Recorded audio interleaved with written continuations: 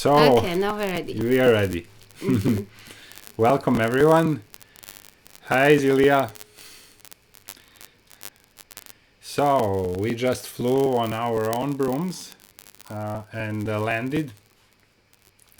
And our topic today is going to be about Halloween. Halloween is today. And whenever somebody tells me about their favorite holidays, not many people speak to me about their favorite holidays, but whoever ever spoke to me about their favorite holidays, it's Halloween. So there's something special going on about it. So we decided to explore what it is. You see, even we had very direct consequences of Halloween because part of us can be expressed like this very directly. But there is definitely a fun and beautiful aspect of it. Yeah, you see how we can laugh and enjoy it. And there are some other aspects that we would like to share and be aware of. And as long as we're playful and positive about it, and know what potential energetics of it are, well, we're safe as always. Our inner light is stronger than anything else that can come our way. But it's important to actually be aware what is happening on all of those levels. So that's why we chose this topic today. Hmm. And of course, the origin of this day is very interesting because it's it's actually mapping to the original Celtic celebration of coming from Greek mythology of actually the summer and the sun going into the underworld. So this is the passage where actually the harvest is done. The Mother Earth has delivered its bountiful harvest, and we're celebrating it to an end of a cycle and the beginning of cycle where, at least in the northern hemisphere, we're returning back to our inner world. So that underworld is not some dark place, but it's more indoors, it's more inside, it's more inspecting our corners of our being for the next couple of months before the life returns again into the nature. But as with many pagan traditions, so the Christian, let's say the Christian overlay took it into some different direction. And what was really lost was the celebration of the earth and the fertility and everything feminine got lost in the celebration that turned more towards celebrating the death. And that's where I would say little light needs to be shed. So how did a beautiful organic nature cycle celebration turn into dancing zombies? So there is something happened in the middle there, and we would like to give you the mic, and I would specifically invite Ariel, who can tell us all about the origins of this of the Celtic tradition, because I know that you know, and it would be beautiful if you explain it in your ways, because Ariel, for those of you who don't know Ariel personally, is a corporate shaman, lives in Switzerland. I do your presentations because you'll be very modest as always. And so she's a modern day witch, an actual Par incarnation excellence. of feminine power, and hugely connected to earth cycles and everything feminine. So we would like to ask all of you, share how is this celebration expressed in your lives, and your perspective on what is it that is special or maybe not special for you today. Yeah, thank you, Uwe and Eve. I changed to the other mic. Is that better now? It's still crackling? So I think it must be something with, it's not the mic, it's with the connection.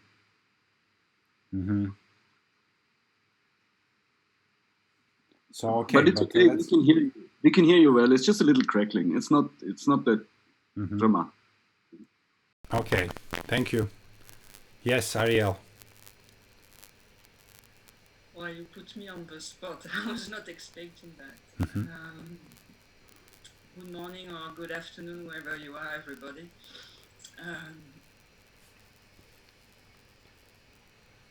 It's actually pretty symbolic that it's the first time I join you, and it is on today. Actually, this is why I joined. Samhain for me is indeed a very special date in the year, and coincidentally, I was available at that time. I said, yeah, I'm going to join these two guys that I love very much.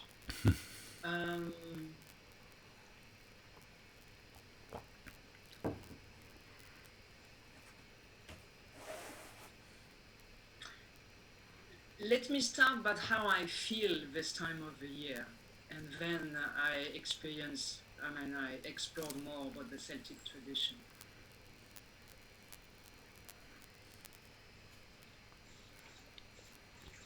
And I discover it even more since I've been living in Switzerland. I'm French, and I used to live in Paris, or in the south of France. But it is in Switzerland where I could really feel the change of season. Why? Because autumn in Switzerland, the colors are very vivid. So this is really here, and Switzerland is a country which has a very strong Celtic tradition. Switzerland at its base, at its foundation is Celtic. So it is the time of the year, and I'm looking at the window because today is a very sunny day. So it's very sunny. Usually the weather is a bit cool, but there's a bit of snow already in the on top of the mountain. But all around the mountains, the trees, everything is really between all of these colors it's flamboyant, as we say in French. There's a bit of fire. There's still the green of the summer. There's still a bit of harvesting. Switzerland, there's a lot of agriculture. So, the grapes, the vineyards are now empty, but it's just, it's the end of the harvesting. There has been a lot of festival actually about the harvesting, and it's just before we're going to go into winter, which is in Switzerland, has snow. So there's a kind of energy here that it's the end, but you're still into celebrating the wonderful colors. In French, we call it l'été indien. We even have a nice song of Joe Dassin about that. So there's this kind of, it's a bit continuing the summer, but it's not anymore the summer. And actually, this is what is Samhain. It's really celebrating the end of something and the beginning of something. So it's like a new year, and specifically, so it is when the light of the summer meets the light of the winter, and most of the time it's very close to a full moon. Today we have a full moon, and it's actually the second full moon of October. So Samhain for the Celtic is really where the veil between the two worlds so thin. And in the Celtic tradition, we do. They do, because I don't consider me really as a Celtic, but I'm very close to this tradition. And we celebrate and we praise, and this is where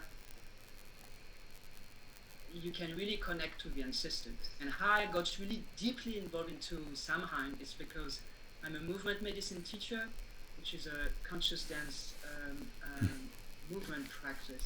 And Samhain is at the core of it, because this is where we merge shamanic practice, the link with the earth, and the link with the ancestors, because we cannot be. So actually this evening I'm going to be dancing online with more than 200 dancers from 8 p.m. to 1 a.m. and dancing through all our relations. This is Samhain. You dance for the earth, you dance for here for movement medicine, but if not, you pray. So it's praying, thanking the earth for the harvest, thanking the earth and getting ready to go really deeply inside into the hug of a mother bear, and thanking our ancestors. So like this, we can go into the gestation. I don't know if you say gestation. Inside. So that's my. And energetically, this is really where you don't make any difference between reality and dream. So, and then I will stop with adding some other teaching that I receive in dream teaching. This is really the time of the year where you can be completely lucid dreaming, during all the day, during all the night. So it's really the touching the thing. And I like the way you put it. I will close with that because it's true that instead of the way we move in our society, instead of celebrating the harvest and celebrating that we go deep inside, we brought death. But actually, if it is the only way of our society is talking about death, this is good, and children are playing with death. So I definitely don't like the Halloween commercial thing with the candies. But yeah, it's the link with death, and in Samhain this afternoon I will go to a Celtic place in Switzerland, and we're gonna be really feeling the death. I think it's on the left. We're gonna really feel rubbing shoulder with death here, and celebrating, looking at the vineyards, because it's gonna be on a place, and Isabella brought her over there. It's a very nice place with a very small vineyards, but it's a very strong Celtic place. So we're going to be looking at the vineyards, which are going now, dropping all their leaves and rubbing shoulder with death and calling our ancestors.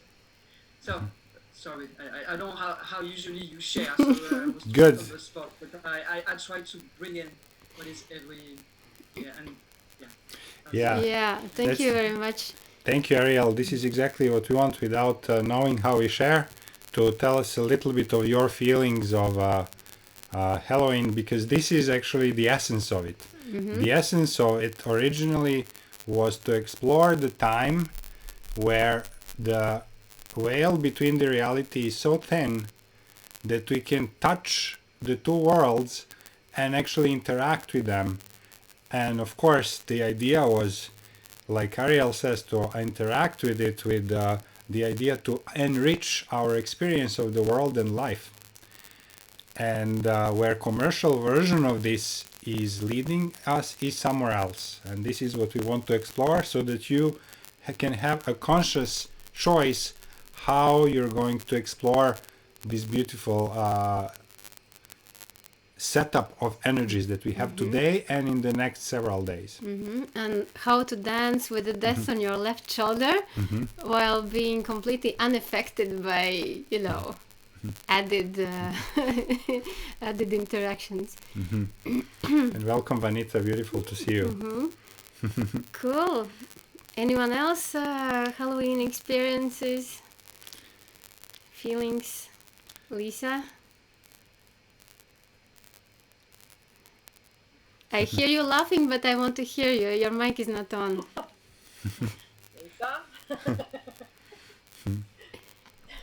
So I think being a Southern Hemisphere person, having never grown up or experienced Halloween, it's just not something anyone took any notice of until a girl from school, I think I was in maybe 15 or 16, an American girl came, and she was, let's do this Halloween thing, and it was like, oh, what is this weird pumpkins in hot weather? What? So it's really bizarre to see the Northern Hemisphere, the appreciation of the winding down and the harvest and the what have you, when I identify with, on a very deep level, with 5 seasons that like the Ariel was saying, that she's been able to experience it a lot deeper in Switzerland with those big changes of seasons. So, but for today, when I read the email that said, "Oh, we're going to be talking about Halloween and the meaning of this and with the black cats," and I said, "Oh, excellent!" And I had to go and see someone. And about 2 minutes after I drove off, I was thinking, "Oh, I'm so excited that we're going to be talking about black cats," and a black cat walked right out. It was just beautiful. So, but and even in saying with cats that from as soon as I was old enough to be tattooed, I tattooed myself with a black cat. So it's and I and I have spoken with this the imperative importance of the protection and the release that cats allow me. I can't speak for everybody, but I do believe that they are amazing little spiritual entity suckers for all of us. They're very, very protective and very, very important. So if I can't have a cat around or, see a cat walking past, I've got one on my back. So that's my only, I guess, I don't know, Halloween. So, and I find it's odd for me because, like you say, with this bastardization of Halloween, I remember a movie that was a horror movie, and I was away on some kind of thing, and all of the it was a hockey championship, and all of the girls were watching this thing, and I put my head in that. It just it's sickening. It was really sickening. So yeah, that's all. Yes. Yeah, Lisa. Thank you, Lisa. Thank you. And we do know how cats are specifically important for your journey and real helpers. So we will talk about black cats and also the reason why we have one and why witches have black cats and why not white and fluffy, but but specifically black. There's a whole science about the black cats. And you mentioned the movies, Halloween movies, so that will be part of how the manipulation goes on, because there's very specific content of those movies, always including horror and fear around Halloween, and very interestingly they are flooding the TV and cinemas with that kind of movies right around the time, not after, but just before, to get in mood and to prepare, people for what is about to come. I'll get into that. Yeah, but it's like when we are exposed to that, it's sickening. Just intuitively knowing I can't. It's like some kind of, like you're saying, a literal possession. And I just still think that all of those girls that left behind watching that movie they've literally been possessed because they watched that movie. And you will see, actually, good that you pointed out this moment where you said, like this, because that moment where we feel strong emotion, when we feel strong emotional reaction to something, is the moment when we open the door for the entity of any kind to jump in. So there is a purpose why these movies has those moments and what they exactly do. So we will go now into the details of all of these things. So anyone else some burning Halloween impressions to share, or we dive right in into the underworld? Yeah, we're good. Yeah, I guess we dive in. So we had a question from Anna. So strange to see you both in black. How come? Well, the explanation is if there's one time of year where it's actually healthy wearing black, it's now. It's really now, because the veil is literally transparent between the worlds, and people are going crazy, more or less crazy, depending on where you are on the globe. So if you have intense kind of Halloween celebrations going around and people evoking zombies and spirits and ghosts around your area, you better be dressed in triple black. so that you stay in your own integrity and cocoon. So black color is a shield. It literally does not allow things to come in from outside, and it keeps whatever energy you have preserved. It's literally preserved, like in a jar. So normally that's not what we are looking for, but we can be dressed in other colors any other time of the year. But when intense astral activity is going on, you better be dressed in black so that you can keep your energy undiluted and unaffected by what's going around. That's why people in metros, if you look, they are all dressed in black coats. In public areas, in big cities, people dress in black because that's the only way to survive as an individual in the cloud of those wild energies going on. Yeah, there's also other reason why they wear black, but alchemically and magically, black is the color of insulation. So whenever we create, for example, a chemical potion, we cover it in the white wrapping so that it doesn't interact with the environment. So on other side, black is also, depending on the intention, able to attract certain energies that you tell it to attract. So if you have told that this is going to be your insulation field, well, it acts as your insulation field. You can imagine that it's a mirror just wrapping you and there's nothing interacting with your personal field. Magicians dress in black, like the actual, not the stage magicians, although they do too. But it comes from the wizards and witches who dress in black to preserve their magic inside, and for it not to be seen by other forces who can spot a magical kind of being moving around. So Yeah, when we say it's a cloak, it's a cloak, and magical capes, they will always be black, and they are specially consecrated to provide the invisibility from the concurrent. Very easy. So, and the magical hats, the witch's hat. So this is a beautiful accessory, which also has a huge symbolics how to move around, and it has to be natural and not synthetic broom. But for the hats, they have this elongated top, like a cone. That's where the magical symbols are encoded. And why not just a bonnet or beret or something flat? Because all of the shapes contribute to successful magical operation, and the black color is always the one that keeps the energy inside. Yeah, you can refer to like the church towers and obelisks and stuff like that for that type of shape that points the energy up and away.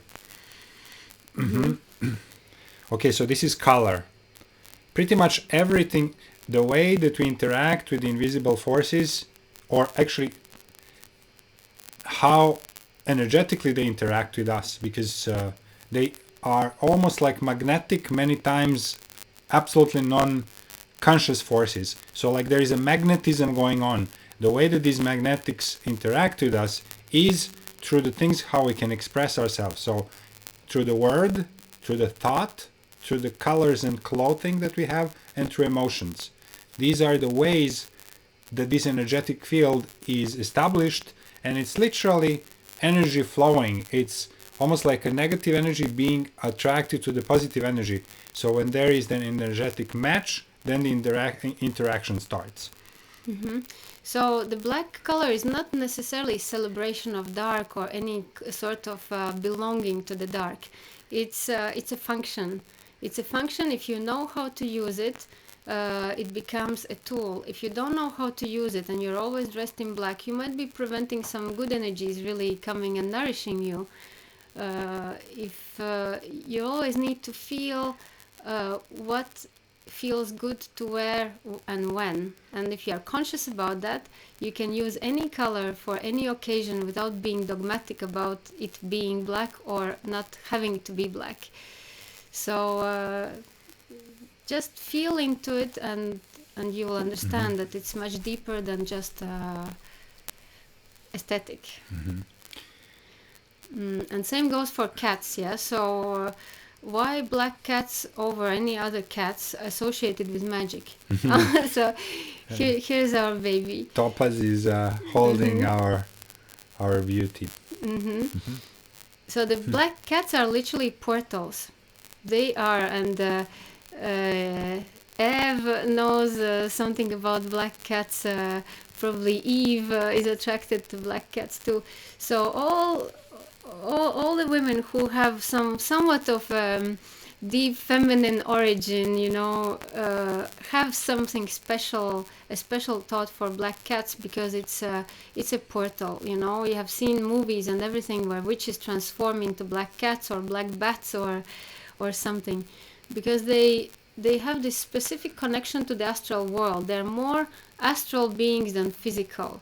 The body might be in a physical plane, but black cats carry a huge aura in the astral world. So sometimes they don't last long, and they have to go away, or they have to die very young because of the work they do. They're not just the lap cats or coach cats. They are active hubs to cleanse the energy of the house of the person, and they are taking on a lot. And their blackness is actually something that allows them to navigate freely in between dimensions and in and out, and keep the portal open for either you to have easier access to invisible dimensions, or to keep your aura safe and clean. It's like another a black cat is a part of you that walks freely through dimensions. That's what it is. And this is the reason why they are feared, because people who don't know what's actually going on and are in the proximity of a black cat, they can feel that something strange is going on in the field. They are starting to, depending on whatever portal doors are opening in themselves, to maybe start getting more of a symptoms of something that can latch onto them. So they are, instinctively fearful because they don't know how to operate in those realms.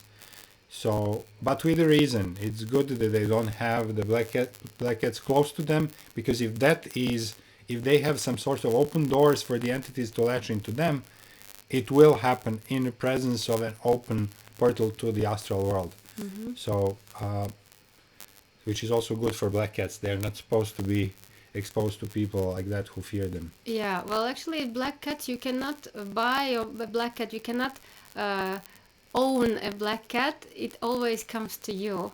And if it doesn't, then you have to wait. And if it doesn't, then it means it's not the moment, it's not the place, it's not the time. They choose you. And if you still insist on having a black cat and you're not ready for it, then it will die young, run away, or leave immediately. So when a black cat lives and stays with you, that means there's some sort of agreement going on. And they happily and very in a devoted way actually recycle energy, especially in Bali, where they really have a lot of they have a hard work to do, to cleanse minor interferences, minor evil spirits, minor energy misalignments. So they're kind of going around the house and permanently vacuuming out interferences.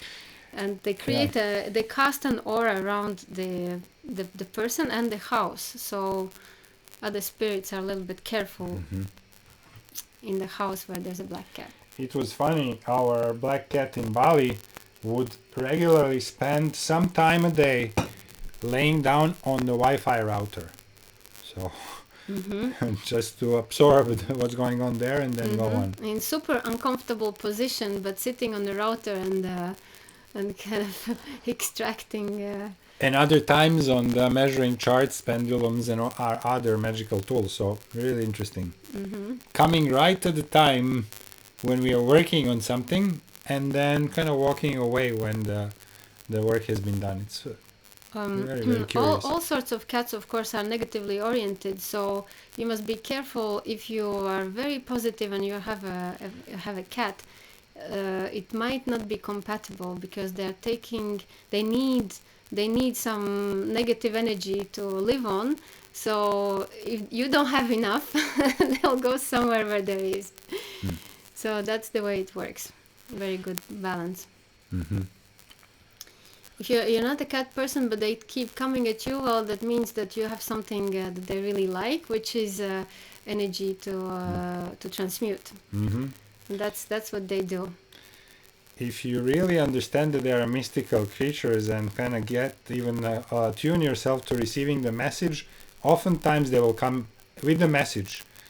You remember the Kyoto? When we were in Kyoto, we were in this very sacred grounds with little temples, and there was a cat that completely just directly walked across to come and to actually come between my legs and transmit the message that she had to do.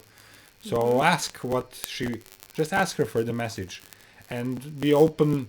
If nothing comes, it's fine, but something might come if you are open enough. They usually come with the message, and the message might be to open up for cats and get one.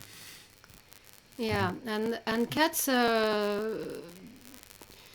have an international network. So, for example, if you are not with your actual cat, then any other cat that you see on the street is a messenger of your cat. So there's some sort of network going on, and you can feel some person through a cat. You can see, you see a cat and suddenly you think of a person. So in astral realms, ghosts and spirits very easily can take on a shape of a cat to kind of interact with you. Mm-hmm. So okay, cats. That's about the cats. But actually, what we wanted to point out is what is all this masquerade, what goes on Halloween, and what that brings in, because everybody will put a mask on, and everybody will party and maybe sprinkle themselves with the imitation of the blood and all those things that are now celebrated as popular, and that actually causes serious energetic openings. It's good to know and what actually happens at those moments. So go ahead. So maybe we'll start with explaining what is a ghost. So it makes more sense why all this setup, because it's a setup. So a ghost, there are many categories of ghosts, but we'll talk about the common ghost. The common ghost, which is a person that has lost his body. So it's not very elaborate. It's pretty basic ghost, because it doesn't have a will of its own. Maybe tell what's happening at the moment of dying, because we are kind of jumping into the ghost before that. Yeah, well, so where all of us are made out of 3 ingredients: time, energy, and memory. Time is something that we have no control over, but energy and memory is what makes us alive or not. So sometimes when we die of old age, we have run out of memory, and it's not a physical memory, it's the allowance of experiences for one life. Yeah, so allocated vessel of amount of experiences that we will have. Yeah. It's almost like this is programmed to be happening in this lifetime. You will have another allowance for another lifetime. Yeah, but if in this lifetime you have a certain allowance of experiences, and you have roughly 80 years to go through that allowance, if you would start to live super, super intensely, like Freddie Mercury or Mozart or someone who lives super intensely, you will run out of your allowance very quickly by the age of 30, 35, 40. And then suddenly, you have run out of that memory, which we call allowance of karma for that lifetime. And then you have to leave, because otherwise you would either lose your mind or be in vegetative state, or then you have to have a new body with new allowance if you don't know how to open it up more for yourself. So that's where geniuses die young, because they have really intensely lived and used up their karma in a short time. What can happen is somebody has, the body is still in good shape. What can happen at the moment where the previous soul leaves, this previous connection to the body leaves, is that the other soul attaches and continues the life. And then this is those moments we know people who had some traumatic experience, and from that moment on they completely changed as a person. Tesla is one of examples. He was terminally ill. He almost died, and then he became a genius and went to US, invented all those things and changed the world. So another entity has entered, reused his body, and now actually it was used by other set of experiences that are assigned to it. Exactly. So if in case if the memory runs out but the body is still good, there could be specific arrangements for another soul to take on that body, and then an accident is arranged where the body is not damaged but there's a shock and a moment of blank, so the interchange of the souls can happen. It's a complex way, it happens very rarely, but it does happen. But otherwise, without the memory, the body cannot continue living because there's nothing to sustain it. It's the walk-in, exactly, it's the walk-in. Without memory, the body has no karmic structure, so it cannot sustain itself. And usually then it dies. In the other way around, where you run out of energy before you have run out of memory, it's when the body has been abused too much and is broken in some ways and cannot sustain life anymore. So it's like a car that has too many bumps and crashes and you cannot drive it anymore. Yeah. The energy is there to use it more, but it has been so badly beaten that we cannot drive it anymore. In that case, the body dies, but the memory has not been used up. These are usually young people who die out of severely damaging their body, but have not lived and used their vital energy allocated for that lifetime fully enough. And this is the most common ghost, that a person suddenly loses the body but still has a strong memory of that lifetime and doesn't know how to, and not a very high, let's say, energetic vibrancy, so doesn't know how to move on. And this is where they can get stuck in the astral realm forever and ever more, because they have lost the body and ability to conscious action. And basically they are stuck together with their bundle of strongest emotions and tendencies for that lifetime. So that's pretty much what ghost is. It is the almost like a computer program that is consisted of preferences, habits, good and bad habits and intentions of a person who used to be alive, but now doesn't have a body and doesn't have a consciousness. So what happens is it floats. It floats through the astral realm, and it is like a cloud. So it floats and is magnetized to the frequency that is similar to what those preferences were. But even the floating is not, they can't float anywhere, like wherever they want, because they don't have the will. They're magnetized to the energy that's compatible with their non-finished program. So that's why people who suicide, have car accidents and things like that usually stay in the place where they have lost the body, because they don't know they have lost the body. In their perception, they are still alive. And they, if you have seen the movie Sixth Sense, yeah, if you remember the scene where the main character, Bruce Willis, realizes that he is actually the ghost, and he thought that others are not responding to him. So watch that movie again, and it will explain really well how the world looks from a ghost perspective, except that it's a little bit romanced.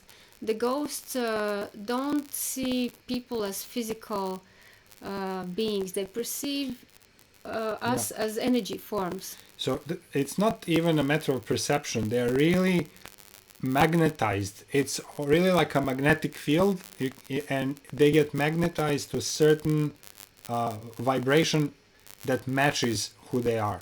So we can think a little bit like the radio station. When they get to the similar radio station, they get sucked into that. Or it's like a magnetic. If you have a strong magnet close to them, well, they will be moving towards that.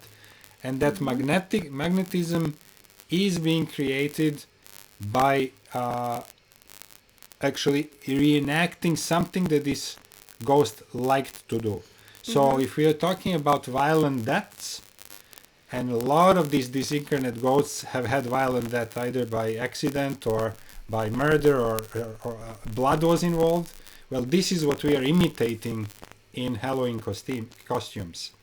Exactly the violent, violently bruised and injured bodies.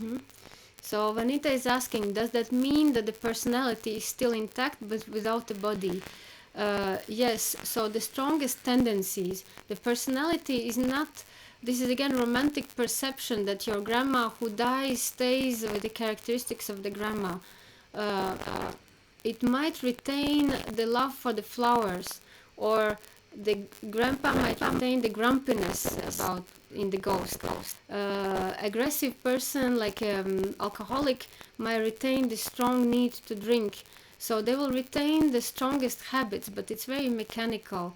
There's no will to it, and it doesn't develop. They are stuck in the habits of the moment that they were dead, and it does not evolve from then on, or evolves very slowly. That's why we have a privilege in a body. We work through our karma very quickly because we have a possibility of will and willful action. If we have to work out this karma in the astral world, it takes thousands of years for the same thing that we can do here in one session, or in 1 year, or in 20 years, or in a lifetime. Working out your issues in the astral takes forever, because then you have to flow through the circumstances, and it has to demagnetize in some other way, but you cannot influence the process. And the problem with these names, Vanita, I hear, and I don't know what to do about the sound, because I'm absolutely not aware why it's happening. I'm changing the mics. I'm going to change to this one. Does it change anything? If it's different now with this mic? No. Okay, so then I don't know what it is. I'll try to fix it till the next time. We were traveling, so it wasn't, I didn't have time to look at what it is. It's probably a computer thing.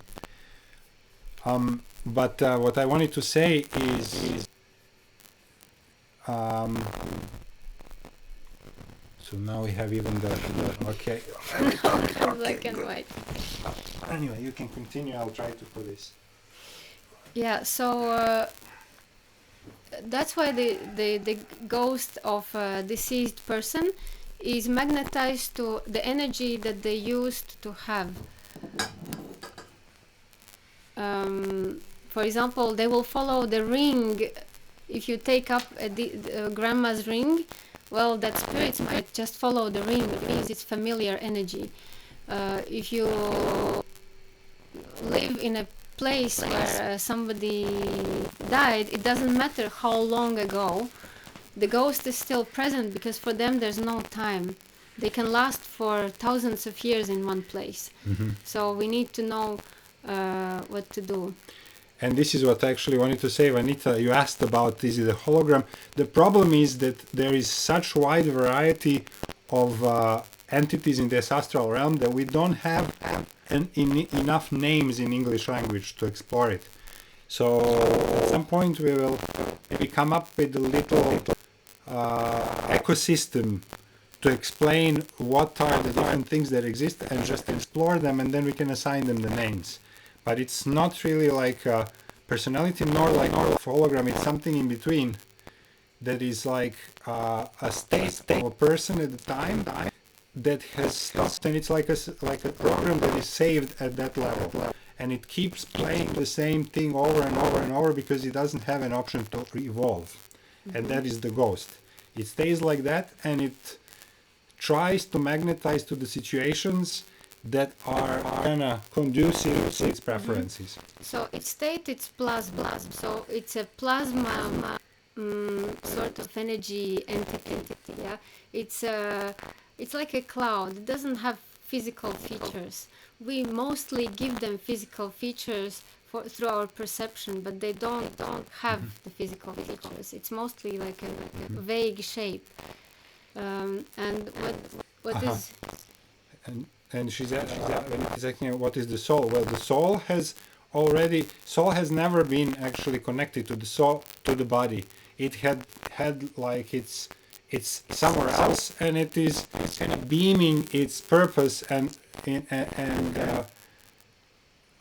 living the experiences in the material world through the body. And the soul, after that, had continued on, and it lives on to its next incarnation. So the moment that this body is connected together with its astral realm, so astral part is a part, it was an interface between physical body and the soul to interact. So now the astral part and the physical part are detached, soul has continued, but the energetic part has, the astral part has continued living because it was not properly transmuted into another realm. That's why it's really important when there was a violent death to burn the body immediately and do a specific ritual to actually release the astral part as well, and then it's neutralized. It wouldn't exist. But it was, if it stayed like this and buried and has not handled with certain specific rituals, then the astral part can continue roaming, and that happens mostly around cemeteries, especially around the graves of people who died young or violently. So they are roaming around those astral parts of it. the worst thing that actually happens if a young, full of life body dies, is that occult magicians who know what to do with that energy can easily repossess the body. Think of Meeting with Joe Black. If you have seen the movie, Anthony Hopkins and Brad Pitt, that is exactly, and that is not just a fiction, it actually happens, that people know what to do when they need a body, they can easily get one. So that's why the only way to prevent someone using alive, just dead but still vibrant body is to immediately burn the access to it. Yeah, exactly. And the name of the movie is Meeting with Joe Black. Meet Joe Black. Meet Joe Black. Anthony Hopkins, Brad Pitt. And here's where it gets interesting. The 1st of November, so what we're celebrating tomorrow, was a sort of ancestors' way to be in peace with the ghosts, their ancestors, and to say, okay guys, like, leave us alone for the rest of the year, but this day we will give you your favorite food, we'll invite you at the table, we will have a little meeting. Balinese have this open festival, 2 times per year, 15 days, because they're very connected to ancestors. So allocating a specific time to celebrate the deceased relative is very, very, very compromise. So by giving the favorite food on the table on the 1st of November, or tonight, let's say, it's saying hi to deceased relatives without permanently inviting them in our lives. It's a little kind of letterbox between the worlds. And that kept sort of peace between realm of living and realm of dead, because those who wanted to interact with the living world knew that there is a meeting point 1 time per year on this date, and they didn't bother the rest of the year. Now this tradition has been lost, so it's going a little bit wild and crazy, and ghosts are, interfering in many people's lives at any moment. Mm-hmm. So, do you want to talk a little bit about the mask and the makeup. So these ghosts, what they want, they only want energy. That's what they don't have. They only need energy to sustain themselves, and they have no way of generating the energy by themselves. They have to get it somewhere. And we, as alive human beings, we're permanent batteries. Like everybody's after our energy. You know, all sorts of bodiless beings, only thing they want is our energy, one way or the other. So that's why we have aura, we have, you know, layers of protection that makes it unavailable. Like cactus has the spikes, so that it doesn't get eaten by just anyone who is hungry. Everyone in nature has this natural protection to survive, you know. And us as a living beings, we have normally a vibrant and dense shield in form of aura around our body, which makes us unavailable for just any hungry spirit passing by.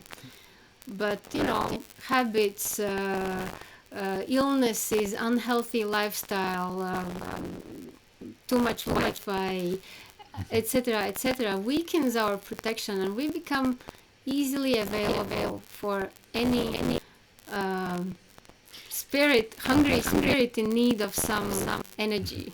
Yeah. Usually what opens those doors, of course, it's illness or low vibration emotions. So fears, any sort of unresolved things, addictions, alcoholism, addiction to sex, of course, trauma. So these are little doors in our aura where these entities can, it's not even that they want, but they get, you know, that's one of the ways to get some magnetized to our energy. So And if they're lucky, you know, those who know what I do, you know that I work extensively with souls that you know, insert themselves into energy of a living person's body and keep living on within the person. So if they're lucky, they manage to get into a living person's body and take a wild ride. They have no control exactly how to live through, but they add their tendencies to a living person's body and start, you know, adding their preferences and steering in a way a person's life, however it's more convenient to them. So that's important to know how they work. It's not that they have the will of their own, that they want to steer your life, but if they have actually entered your body, this is their vehicle. You're in your van, in a back seat, but all of a sudden now you have their preferences that compete with your own preferences. So sometimes one day out of seven, you will do something that was maybe their preference rather than yours. And that's when we say, oh, I don't know, it wasn't me, but I felt like doing this. So it is a foreign set of preferences that finally can express themselves through you.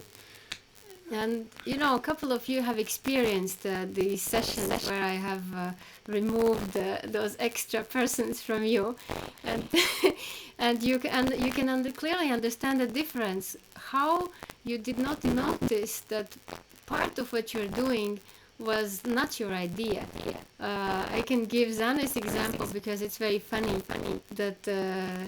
She had a soul of a woman that's coquette and likes to dress up in dresses and all that.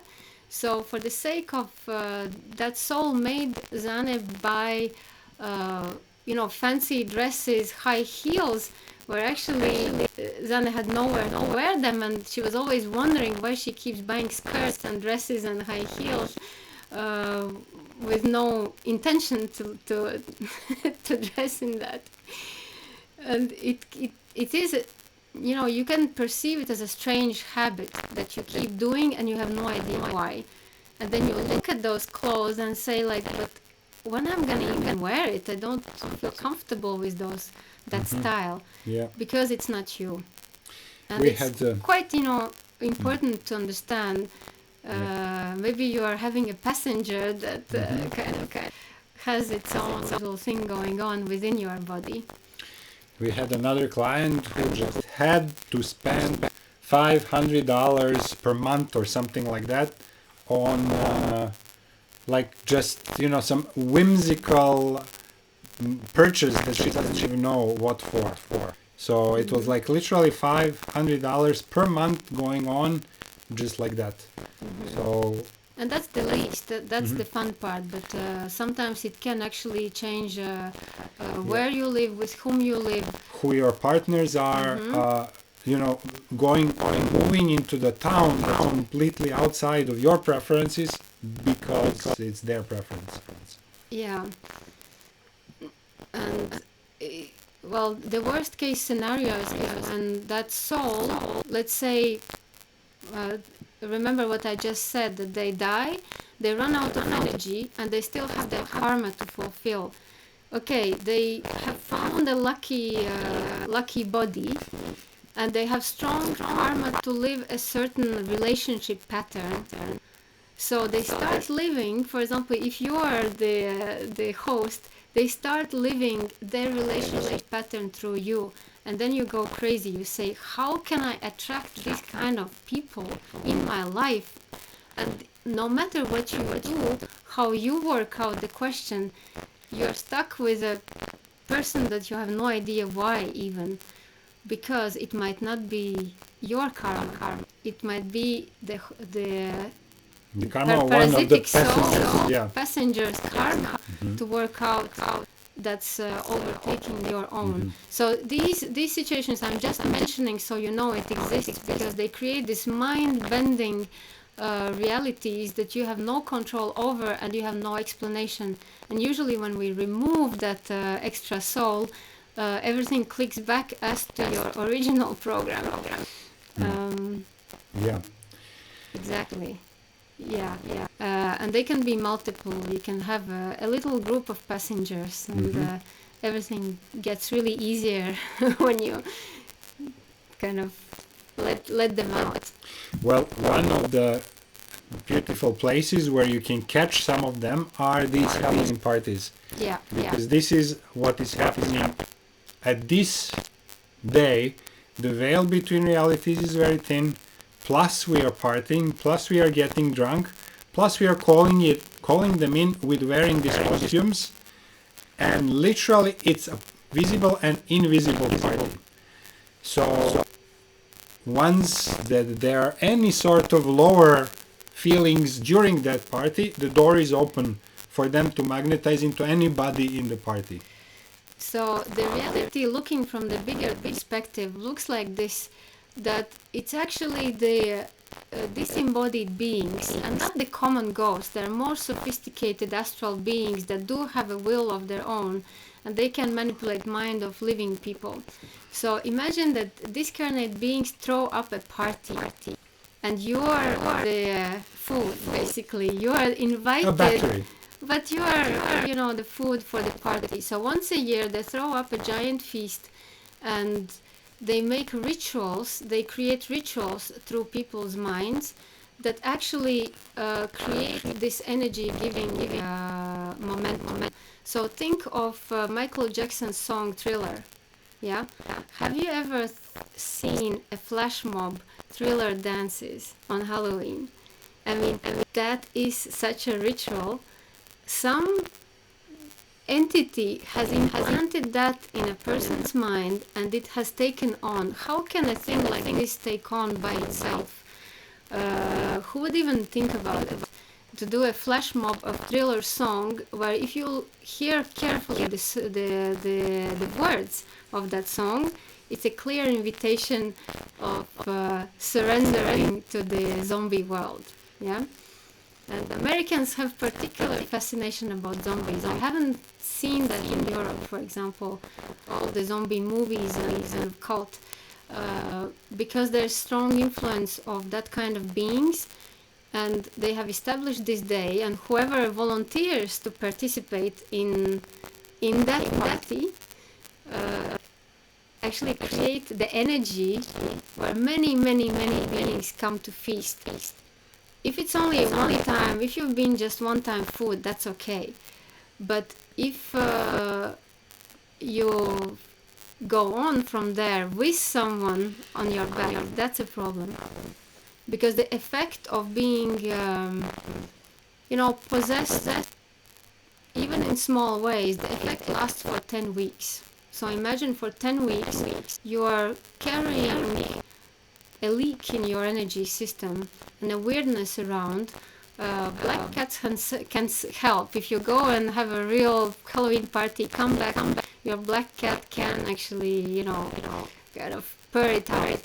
But otherwise, it stays in your system as a disturbance for some time, at least 10 weeks. Yes, so it's a resonance process. Whatever you dress up like, for example, people who dress up as dead brides or whatever. Yeah. Imagine there's this famous costume, a corpse's bride. What an idea, if you think, to be a corpse's bride. But those who put a full-on costume, makeup of a corpse's bride are actually saying big hello. Any corpse's brides, actually any unhappy woman whose plans are ruined, here I am, and I give you permission to enter. Because you are performing a magical act of associating yourself with a particular frequency. Yeah, using the magical law of like attracts like. Ty, you're right. And in their world, it's perceived as a clear invitation. You have said yes. Otherwise, why would you paint yourself as a corpse's bride if you don't want to be associated with that kind of energies? So it's not as innocent as we think. And even if people do it out of complete ignorance, it still counts. It still counts in that realm as a permission. Because you, with your conscious act, actually dressed up. And this is a great question. Yes. Another big topic around Halloween is being sluts. For one day I'm allowed to be a slut. What does it mean? It means like I'm lowering myself to being like carnally open to anybody to have sex with me. So sexuality is the strongest energy that a common person can generate. So being open to sexually open, it means that you are open in those 10 days while you sleep or not to have sexual exchanges with any number of these incarnate beings. So calling unaligned sexuality means, okay, here's my biggest potential of generating energy. I'm openly giving it for anybody to use. It's a strange idea, Why would a woman want to dress like a slutty nurse or anything? So it might be a strange idea, but somehow, because other people influence and suggest, oh, it's fun. There's something that wakes up in a person and says, oh, why not? But it never really feels comfortable till the end. Like whoever does that, it does not feel comfortable. I have asked, because for me it's hugely puzzling. But they never really feel comfortable, but they're encouraged with other people doing the same thing. Yeah, that's how it starts. But I would say it depends to which level the real sexuality is compromised. Because really, when your sexuality is fully compromised, there is even sexual attraction to these ideas. So, at first it starts, oh, I'm a little shy, it doesn't feel good, but I'm going to dress like that.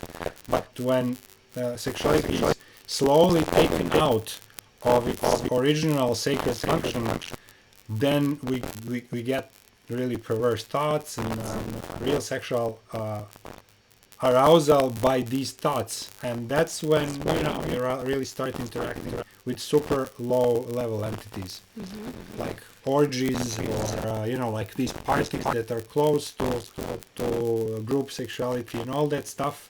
This is how far removed from its original function it can get.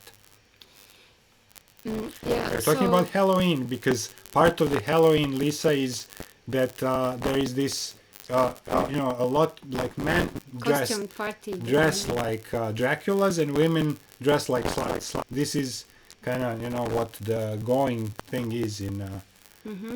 Yeah, we don't have that in Europe really, because it has come in very, very slowly. So these notions don't really exist. But to really give you one little overview, whatever you dress up like, you're sending out a signal maybe even open invitation. So, as Ariel would explain, the Amazonian tribes paint themselves in a certain way to invite communication with certain energies, and they know why. So the way they paint themselves and the way they dress, and African tribes, any tribes who dress as something, it's not for entertainment purpose, it's to get in close contact, encounter, and allow to be possessed by the spirit that they are dressing as. Yeah.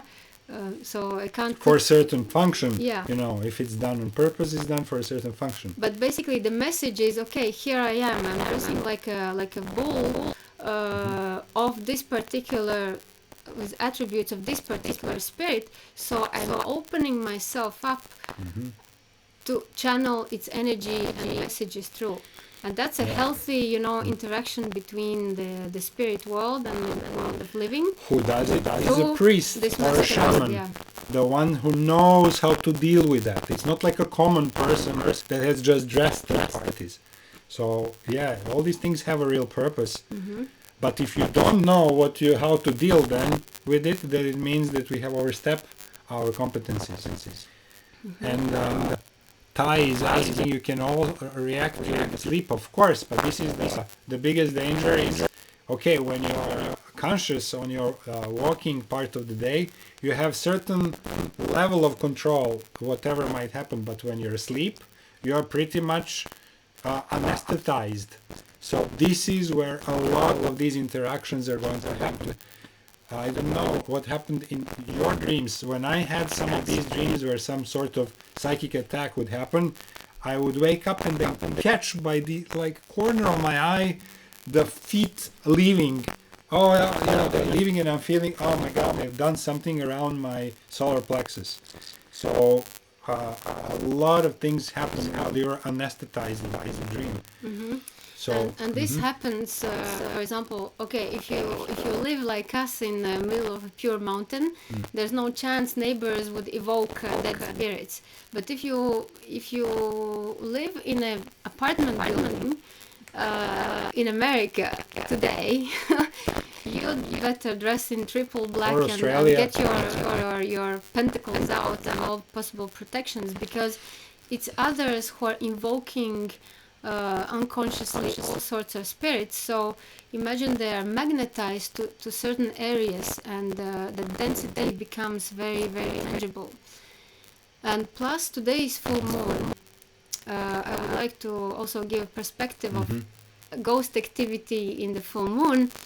So this is the official day where people are inviting the spirits, but also the full moon is actually activating everything that's this plasma energy. So it draws together, like in a bundle, all plasmic entities, and gives them double strength, well, triple strength, whatever, because the full moon seems to be the light part of the moon, because it's light, but its magnetic energy actually.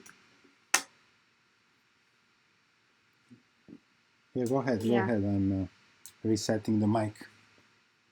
Yeah, so it's this amplified magnetic energy of the full moon that gives the power to all spirits to come out and be in their strength, so to speak. So today, Halloween and full moon, it's the real feast.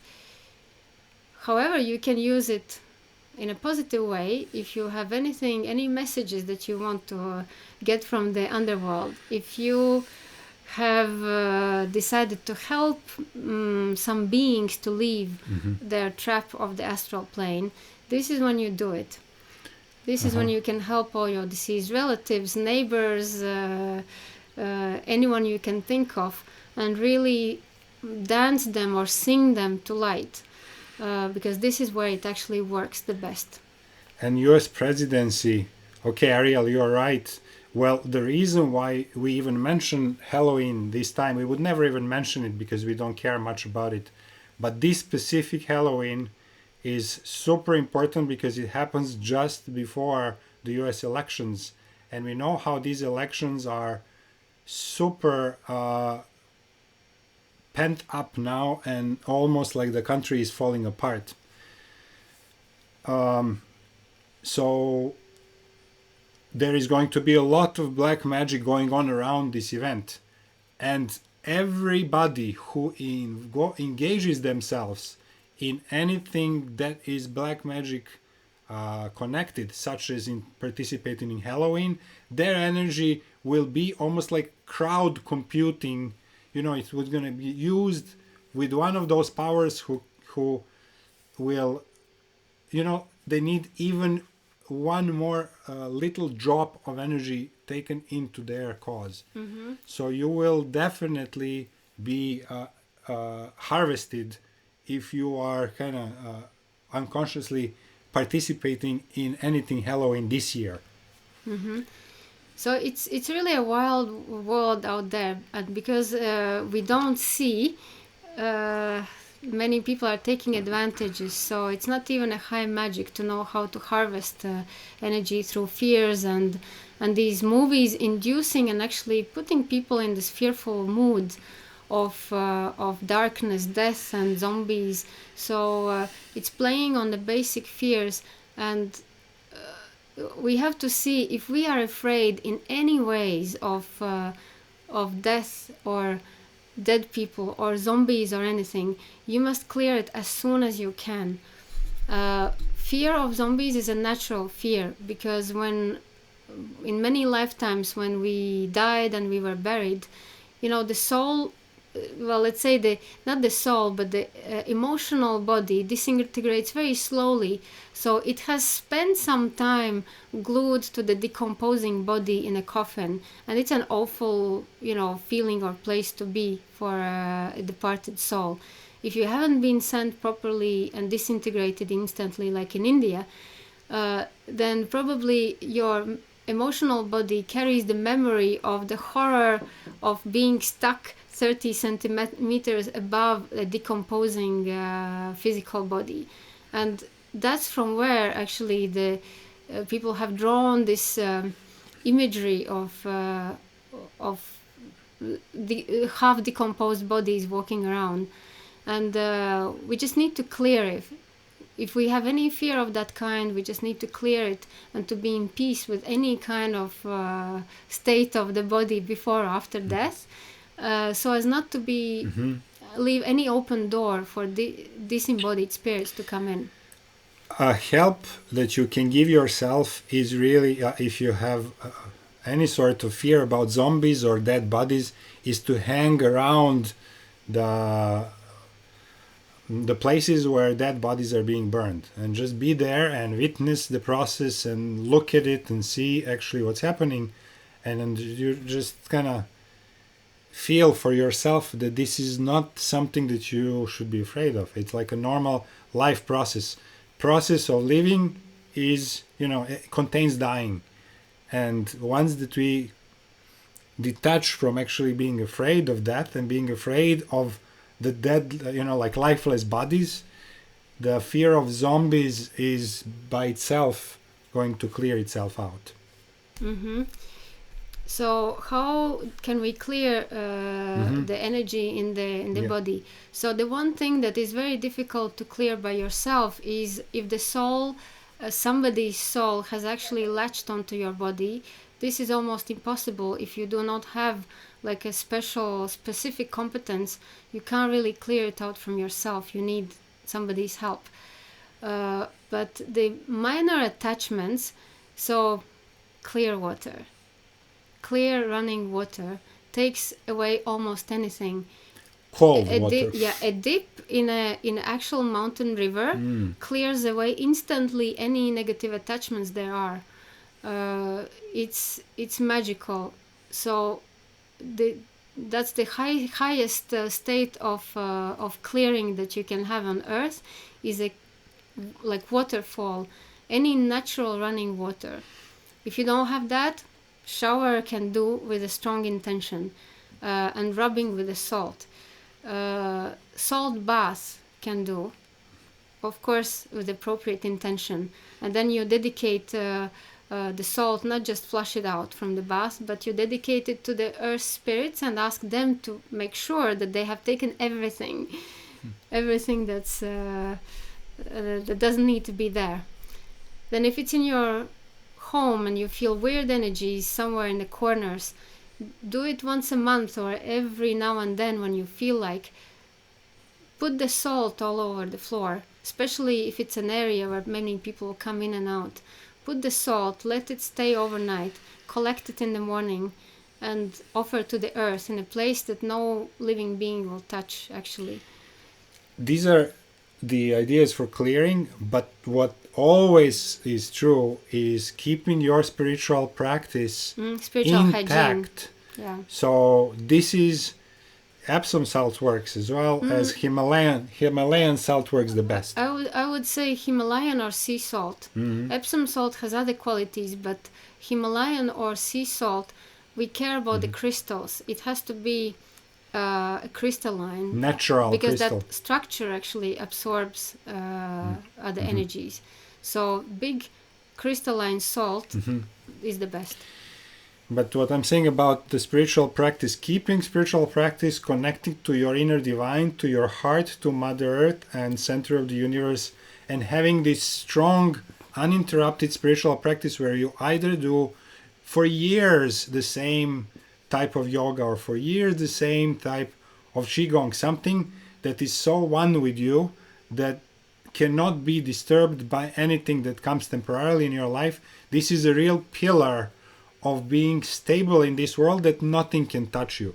So in this state, Halloween, you don't care because you're so above that those vibrations that nothing can touch you. Going through the cemetery doesn't matter. You do whatever you want. There is no way for them to enter you. So once that we have really stable spiritual practice, and this super positive and joyful attitude towards life, nothing can come and latch. You can go to the hell and back and nothing will happen. You can hang out in the worst kind of scenes, haunted houses, nothing will happen. It will all just drip off. So that's why this whole thing is a little funny, because we are absolutely not vulnerable to any of that if we have that pillar. One more thing I was thinking, if you suspect that you have an unwanted passenger, one way to know that you have one is that, sometimes when you are having spiritual growth, their frequency becomes increasingly incompatible. So they're actually looking for ways to get jump out however they can. They are going to attract your attention, and you'll be either hearing extensively about people being possessed or kind of interested in subject. They will draw you, or they will draw you to me. That's the easiest. So many people have been drawn to me because of their extra soul that just wanted to get out, and they know the resonance who can help in that way, and they magnetically connect because all they want is to really get out because it's unbearable.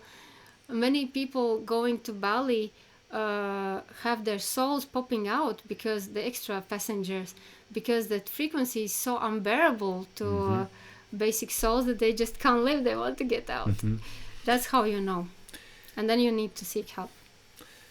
And Vanita, very interesting. Also, one of my places where I lived in US was like you, close to the very peaceful cemetery, Protestant cemetery that was almost like a beautiful place to walk through. However, it does contain these entities that we are talking about, but you were probably also in a great space. So maybe nothing had happened, or nothing had... what would you say about peaceful cemeteries? Peaceful cemeteries are peaceful only because the grounds are kind of look nicely peaceful. groomed. A green grass and little maybe tombstones. If the cemetery looks, like real Hungarian or Latvian cemetery with huge monuments and things like that, well, it's already inducing some sort of... there might be someone living in there. But American cemeteries are a little bit the deceiving from that point because they don't look dramatic. Yet, the poor guys who have been killed in war, that's the worst. But if they have died somewhere else, their souls will be hanging out in the place where they died. They don't travel with the body. So most of the war kind of cemeteries for soldiers are actually very peaceful because they do not contain any spirits. They're just dead bodies. That's it. The spirits have stayed in the place of their death. Where the trauma happened, yeah. And it's a huge problem, actually, the intercultural problem, when people massively die in a country that's not of their culture or religion. They can't leave. They're stuck, but they're super, super stuck. So what I always find myself doing is I'm bumping into like Asian countries, Western spirits stuck in Asian countries, and they can't go on because it's incompatible, Their ways of burial are incompatible. Their ways of conducing, the soul in the afterlife are incompatible with that soul's sensibility. So several times we actually had to open portals for the souls to go through, and like the very willing souls to finally find their way out. If you are drawn to that kind of activity of helping the souls actually change dimensions, you will know, but you have to really understand the process, and it's not a big deal. You just need to know all the ingredients there are. If you're drawn to it, just learn how to do it properly, and you can open the portals of it's like wormholes where you say, okay, open doors, 5 minutes, all the souls that are stuck and need to go, well, here you go. You give a clear direction where to, and they are magnetized to flow through. This is how we had to clear, sometimes spaces that we wanted to inhabit. And we cleared our last house in Bali. We wanted to clear just the spirits of the house, but actually the whole the crowd came in. Came through. So they do. This is the same way they magnetize to get the free energy somewhere. Same way they magnetize also to light. It's irresistible. They're drawn, I don't know, heads or heels first, but they're drawn to that vortex that opens here and there to transit. So it's kind of clearing up areas is kind of necessary every now and then. I'm thinking about hospitals and stuff. Hospitals, very, very careful. If you yourself, your family, children, anyone goes to hospital, you must make sure that they are isolated and protected in that vulnerable state from everything else that's going on there in a hospital room. It's very wild. Here's one more detail, actually. If there's any sort of surgery that you have to have in a hospital, if there's going to part of your physical body that's removed, what's super important is that you energetically dissociate from that part of your physical body that's going to be removed there, because it stays as a constant link to your body later on. So very important to do. Like a simple thing, we had to do that coronavirus test straight. They snatched us from the plane and brought for a mandatory test, and what they take is a sample of your mucus, so it contains your DNA. And your DNA, then anyone can use it however they want to influence you. Voodoo principle basics, So make sure that if you are giving away any particle of your body that contains DNA, disown it, demagnetize it. You can do, in your imagination, you can draw it 3 times across over that part that you have been taken away or given, and dissociate your energy from it fully by intention, and 3 crosses, and that's it, the simple. And of course, yes, Lisa, hair, of course, brushed hair is direct connection to your DNA, to your DNA. So definitely, if you can collect it and burn it, If not, then before throwing it away, definitely like this, detach from it energetically and make it just the regular bunch of carbon molecules not connected to you anymore. Yeah, because they keep living. So we have our DNA in all dumps of the world, still alive and still there. So your hair, pads, the blood, placentas, body parts that have been operated, everything still is somewhere, It does not, that energy does not decompose as easily. Clipped nails, everything. So you can do also one time dissociating with any previous nail clips, blood or body parts that you have lost by doing this one time disowning everything that has ever Left come your off body. you, left you, and dissociate it from, take a moment and consciously dissociate yourself from any DNA left anywhere in the world. Any body droppings, so to speak. But it's important to actually do it, because if you just say it and you understand it, it's still not done.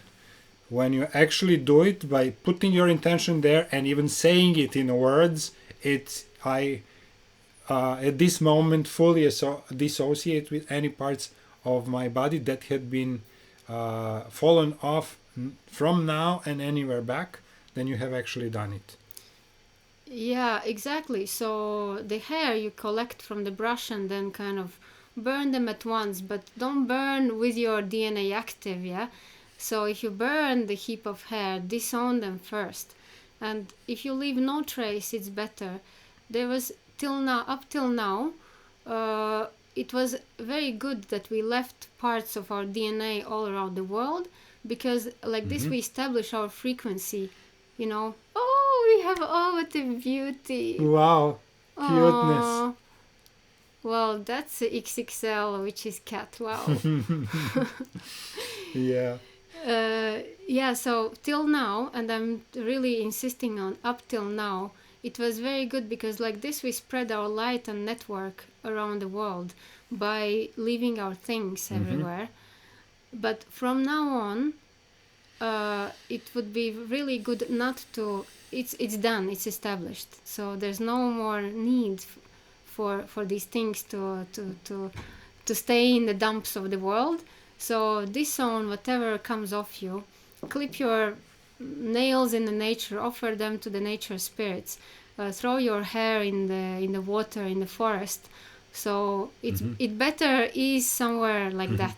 And don't forget that you can actually connect to those places without the physical use of your body, just by intention. So, whenever we actually make a physical marking, it's really a reminder for us. It's not that you have, make something special that you have put a physical thing there. If you have put strong enough intention and made like an etheric mark, etheric symbol of you anywhere in the world, it will work equally well. Even better because it doesn't have direct material pointer to your body. It is a little bit more sophisticated. So it's a version 2.0 connection. Yeah, well, my last haircut was here in my garden, so all the hair went on the grass and in specifically prepared area. So if we can do that, don't leave the hairdressers. It's very sensitive. Plus they mix with everybody else's hair and entanglement. So of course we could go on forever and ever more about ghosts and all their forms.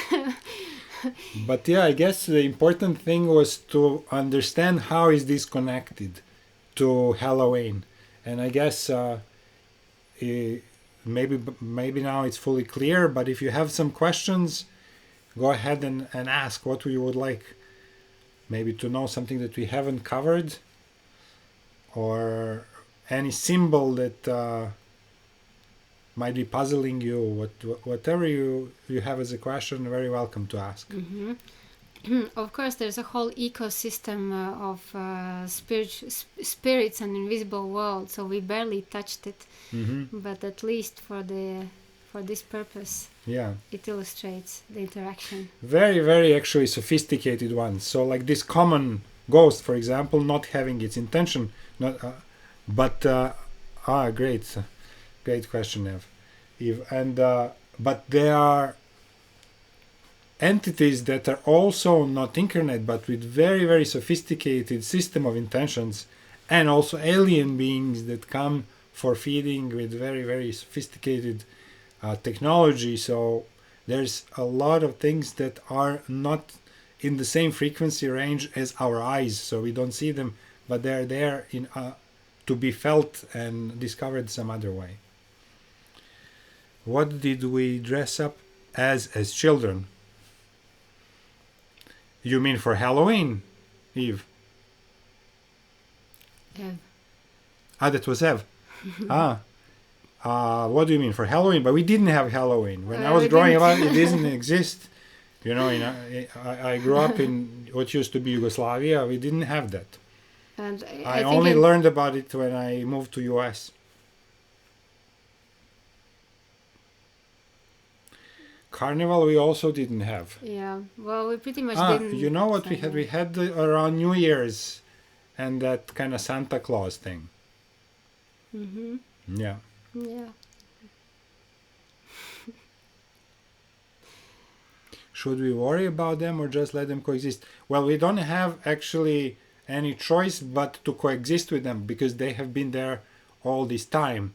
But what's happening now with all this mass awakening is that a lot of the connections with the invisible realm has been discovered and uncovered slowly, because there are some super weird practices that are done in high political and high wealthy circles to empower their energetic bodies. So there is high level of black magic happening in order to project control to the society, and it has been there forever. But now is a time of waking up of the civilization, and now some things that are coming to light. And if we are not aware of those dark practices, then waking up will be super painful, because first of all we will be, amazed and moved in we just wouldn't believe what's going on in order to create that power. So some sort of really, really ugly and gruesome practices will be revealed in the next coming period, and we'll have to find our way to deal with that. That include blood sacrifice and things that have been done. You're getting very dark. But this is wars, guys. If you don't know what war is, it's a mass blood sacrifice on purpose in order to empower somebody. That's what wars are. They have been all there, and like the cover story was something about patriotism. It was, of course, always like a mass death ritual to empower certain outcomes. So, what to do about it? It's very easy. First of all, if you check out all the fears that you have, really every single one of them related to death, ghost, invisible beings, aliens, anything, and you weed out every single fear that you have, there's literally no open door. No, like you're like a round sphere, there's no open door. Whatever you already have inside, you have inside. Well, that's another question. But at least you are not attackable, you are not usable, and it's up to you to create doors or open doors or not. So just, if there's one thing to remember about the ghosts, and especially the common ghost, they do not have power over living beings.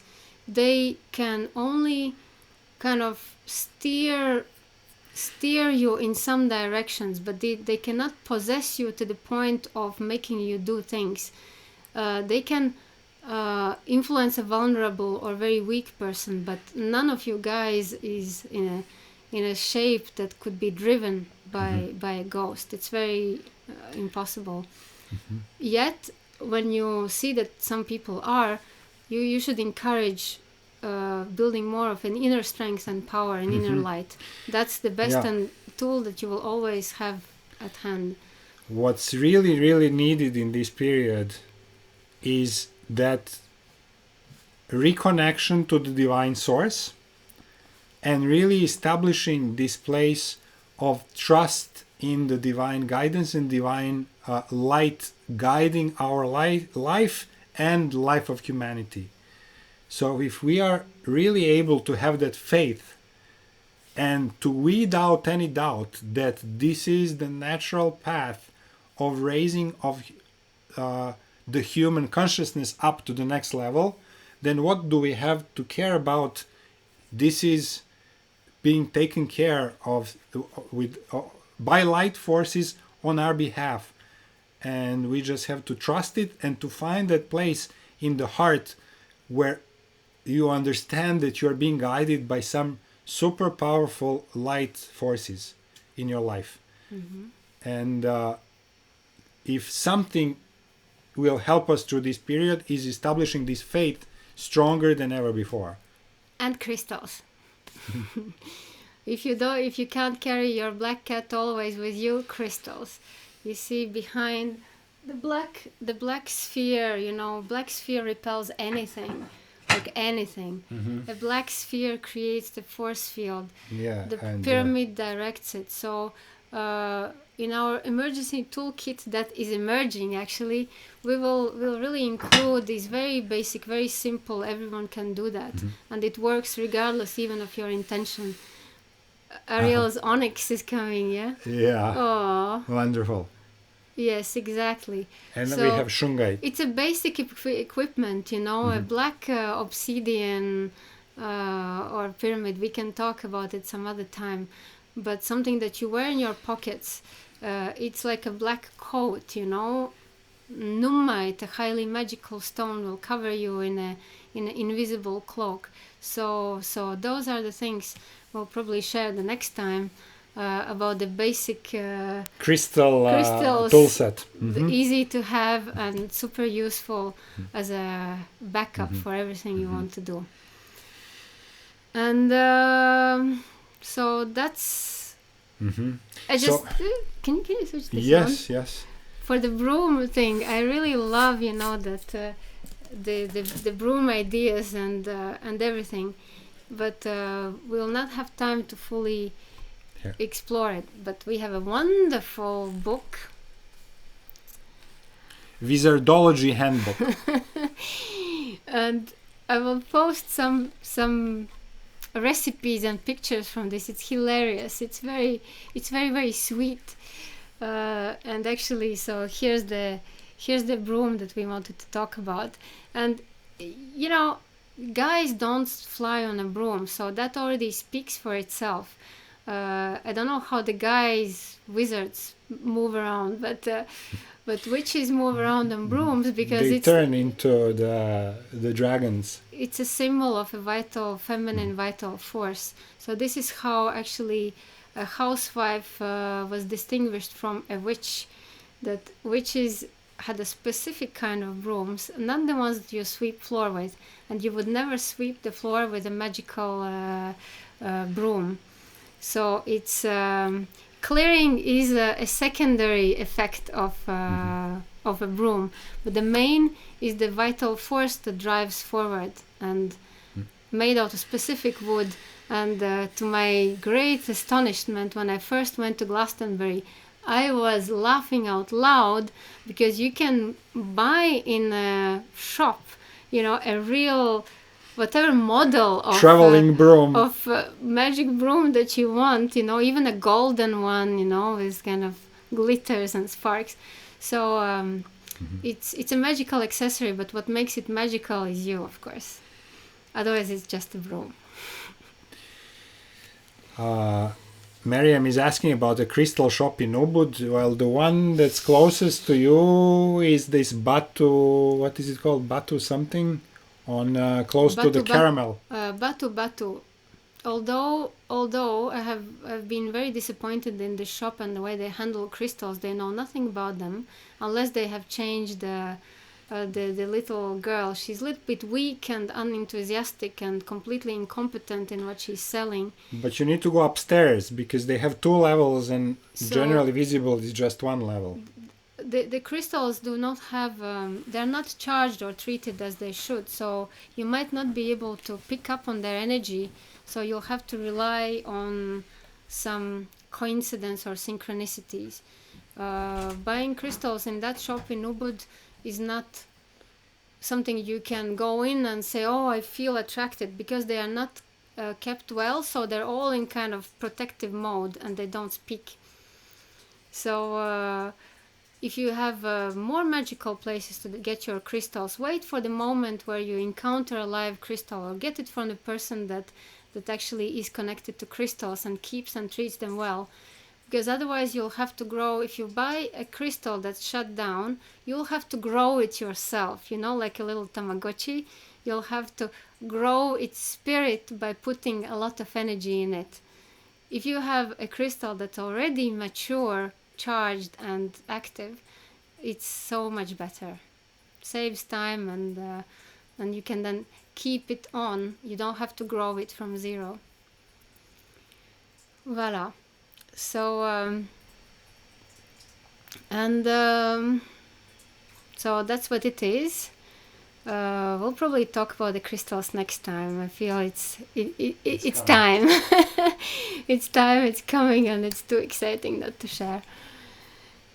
And in the meantime, so you know what to do. Celebrate and dance with death on your left shoulder. Maybe, Ariel, is it a public sharing or not? If it is, post the link and let the guys join in. Whoever feels like dancing with Ariel, she's been doing it for a long time. That's another talent that we have here. Mm-hmm. So yeah, dance and celebrate. Actually, celebrate this passage of seasons and honor the portal in between the worlds. Say hello to the underworld. And go there with confidence, with your black crystals, black coats, and magical attributes. Take what you need and come back.